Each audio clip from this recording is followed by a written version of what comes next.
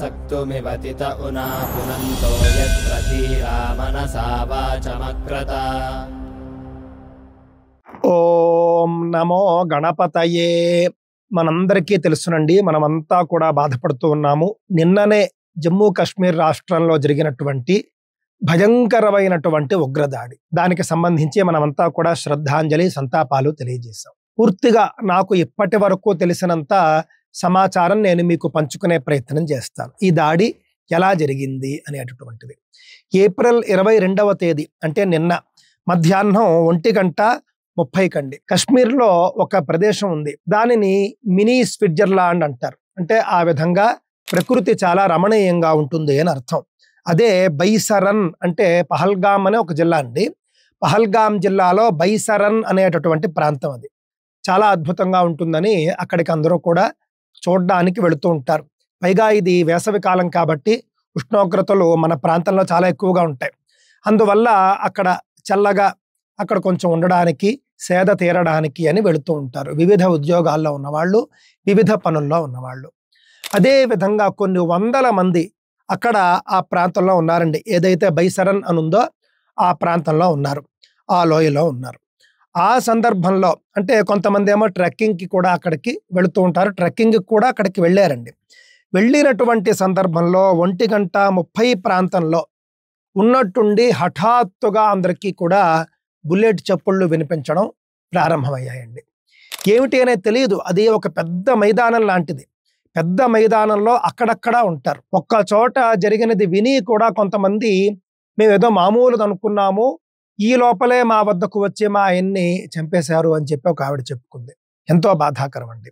ఆ విధంగా జరిగినటువంటి విధ్వంసం అండి అక్కడ ఉన్నటువంటి వ్యక్తుల వద్దకు వచ్చి నీ పేరేమిటి అని అడిగి కొంతమందిని ఐడి కార్డు చూసి వీళ్ళు హిందువులే అని నిర్ధారణ చేసుకున్న తరువాత చంపడం జరిగిందండి.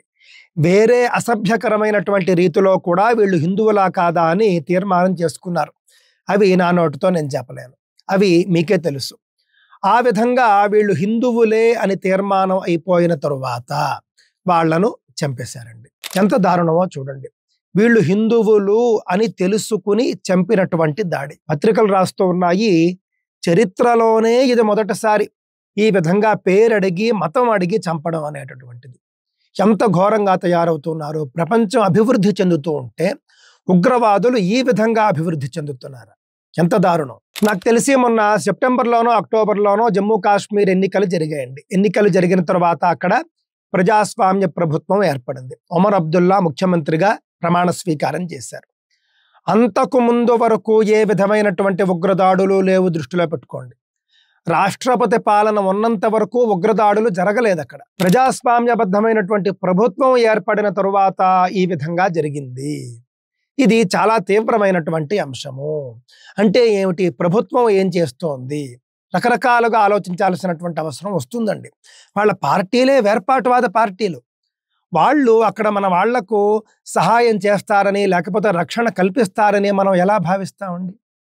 ఆ విధంగా అక్కడ జరిగింది. ఒక ఆయన జమ్మూ కాశ్మీర్ అధికార పార్టీకి సంబంధించినటువంటి ఒక వ్యక్తి గతంలో అన్నట్టండి, ఇక్కడ పర్యాటకులు ఇక్కడికి ఎక్కువగా రావడము అంటే కనుక ఇది ఒక రకమైనటువంటి కల్చరల్ విధ్వంసం అన్నట్లుగా ఆయన మాట్లాడేటండి. అంటే మా సంస్కృతిని ధ్వంసం చేయడమే అన్నట్లుగా. ఎంత దారుణం అండి. దేశంలో మనం ఎన్నో చోట్లకు మనం పర్యటనకి వెళుతూ ఉంటాం పర్యాటకులుగా. అక్కడ వాళ్ళందరూ అలా భావిస్తారా? స్థానికులకు ఉపాధి కలుగుతుంది అని స్థానికులు సంతోషిస్తారు. నిజమైన స్థానికులు, వాళ్లకు వ్యాపారం జరుగుతుంది, లేకపోతే రకరకాల వాళ్లకు ఉపాధి దొరుకుతుంది, 4 వేళ్ళు కూడా నోట్లోకి వెళతాయి. అలాంటి పర్యాటకులను ఉద్దేశించి ఈ విధంగా ఆయన మాట్లాడాడు. మాట్లాడిన కొంతకాలానికి ఈ విధంగా జరిగింది. మరొక దారుణమైనటువంటి పరిణామం అండి. భార్యాభర్త ఉన్నారట. భర్తని హిందువు అని నిర్ధారించుకుని చంపేశారట. వెంటనే భార్య, మమ్మల్ని ఎందుకు వదిలేశారు, నన్ను నా బిడ్డని కూడా చంపేసేయని చెప్పేసి భార్య అందటి పాపం బాధతో, అంటే భవిష్యత్తు అనేటటువంటి భవనం భార్య భర్త పిల్లలు అందరూ కలిసి కట్టుకుని ఉంటారండి. భవిష్యత్తు ఆ భవనాన్ని చూసి ఎప్పటికప్పుడు మాకు గొప్ప భవిష్యత్తు ఉంది అనుకుంటూ ఉంటారు. అలాంటి భవనాన్ని కళ్ళ ముందే కుప్ప కూల్చేస్తే ఇంకా వాళ్ళు ఏం మాట్లాడగలుగుతారండి? నన్ను చంపేయి, నా బిడ్డని చంపేసేయని చెప్పేసి అంటే, నిన్ను చంపను, వెళ్ళి మోడీకి చెప్పుకో అని చెప్పేసి అన్నట్టండి ఉగ్రవాది. ఎంత దారుణమైనటువంటి భావజాలంతో వాళ్ళు ఉన్నారు. హిందువుల్ని గుర్తించి చంపడం ఏమిటి, మగవాళ్ళను చంపి ఆడవాళ్ళను కావాలని ఆ విధంగా వదిలేసి వెళ్ళి మోడీకి చెప్పుకొని వీళ్ళు చెప్పడం ఏంటి? అంటే వాళ్ళను కూడా చంపలేదని మీరు అంటున్నారంటే కాదండి, వాళ్ళ యొక్క క్రూరత్వం చెబుతున్నాను నేను. భర్తను చంపి భార్యలు ఈ విధంగా ఉండాలి, జీవితాంతము కూడా ఈ హిందూ స్త్రీలు దీన్ని తలుచుకుని కుమిలిపోవాలి అని వాళ్ళు భావించినట్టు కాదా అండి? ఏ మతమౌఢ్యం వీళ్లతో ఈ పనులు చేయిస్తోంది? కర్ణాటకకు చెందినటువంటి షిమోగా మనందరికీ తెలుసు. ఈ షిమోగాకి చెందినటువంటి రియల్ ఎస్టేట్ వ్యాపారండి ఆయన, మంజునాథరావు గారు ఆయన పేరు. మంజునాథరావు గారు మరియు ఆయన భార్య పల్లవి వీళ్ళిద్దరూ కూడా అక్కడికి వెళ్ళారండి. ఏప్రిల్ 19వ తేదీ వాళ్ళు అక్కడికి వెళ్ళారు. వాళ్ళ అబ్బాయి కూడాను వెళ్ళి మళ్ళీ వాళ్ళు తిరిగి కర్ణాటక చేరుకోవాలి.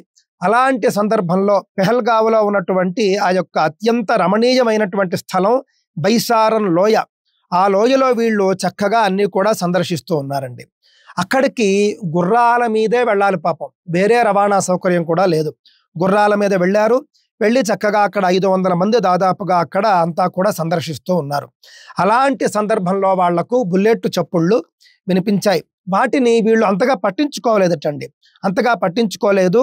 మరికొద్ది క్షణాల్లోనే వాళ్ళ వద్దకు ఉగ్రవాదులు వచ్చేశారు. వచ్చేసి మీది ఏ మతము అన్నారట.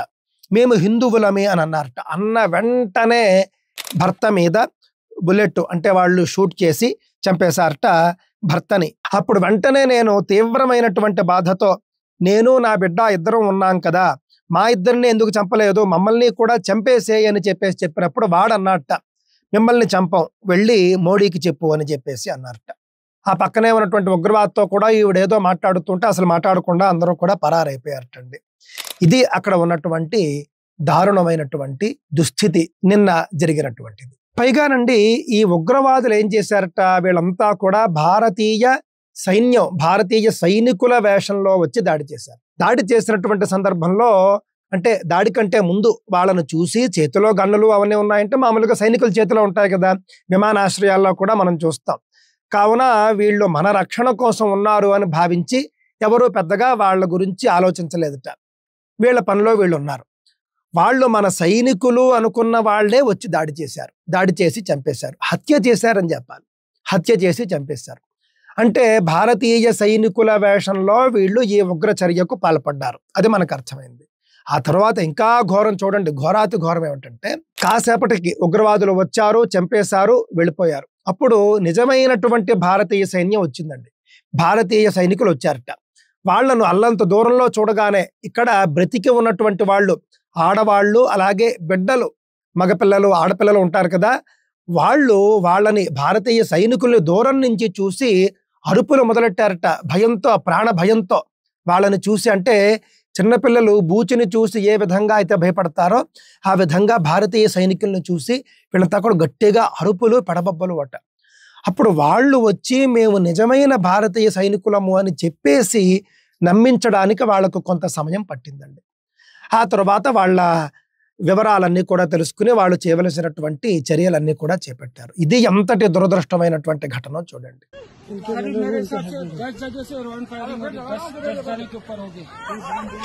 बैठो बैठो बैठो बैठो बैठो बैठो बैठो आराम से बैठो। फायरिंग कर रहे हैं वो लोग, हाँ फायरिंग कर रहे हैं। चोट है मेरे बाजू में बगल में था।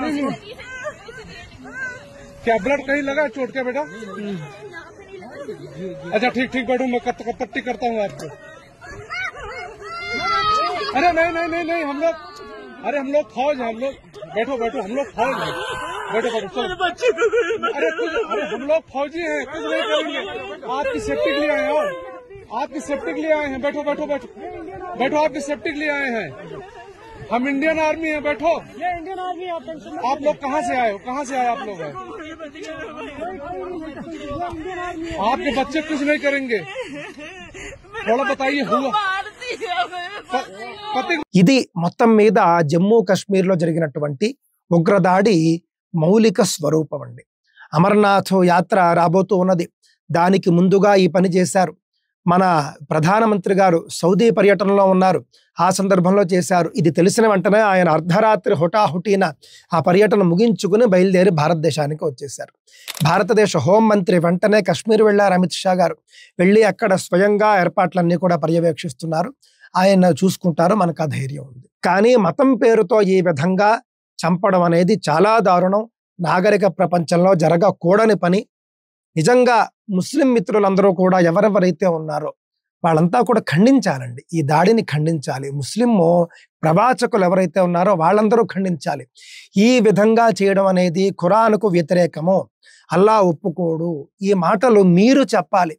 చెప్పి హిందువుల యొక్క ప్రేమాభిమానాలు చూరగనే ప్రయత్నం చేయాలి. మన రాష్ట్రానికి చెందినటువంటి వాళ్ళు మనం చూసుకుంటే కనుక విశాఖకు చెందినటువంటి రిటైర్డ్ ఉద్యోగి చంద్రమౌళి గారు, అలాగే నెల్లూరుకి చెందినటువంటి మధుసూదన్ గారు, వీళ్ళిద్దరూ కూడా నిన్నటి కాల్పుల్లో చనిపోయినట్లుగా మనకు తెలుస్తూ ఉన్నదండి. వీళ్ళందరికీ కూడా తీవ్రమైనటువంటి సంతాపాన్ని ప్రకటిస్తూ ఉన్నాను, తీవ్రంగా ఖండిస్తూ ఉన్నాను. ఈ విధమైనటువంటి ఉగ్రదాడులు మళ్ళీ మళ్ళీ జరగకూడదు. జమ్మూ కాశ్మీర్ పూర్తిగా కూడా సురక్షితంగా మారిపోవాలి అని చెప్పేసి నేను భగవంతుణ్ణి కోరుకుంటూ ఉన్నానండి. ఎవరెవరైతే తమ ఆత్మీయులను పోగొట్టుకున్నారో వాళ్ళ కుటుంబాలకు భగవంతుడు గొప్ప మానసిక స్థైర్యాన్ని, ఆత్మస్థైర్యాన్ని ఇవ్వాలి అని చెప్పేసి కోరుకుంటూ ఉన్నాను. మరణించిన వాళ్లకు ఉత్తమ గతులు కలగాలి అని కూడా నేను కోరుకుంటూ ఉన్నానండి.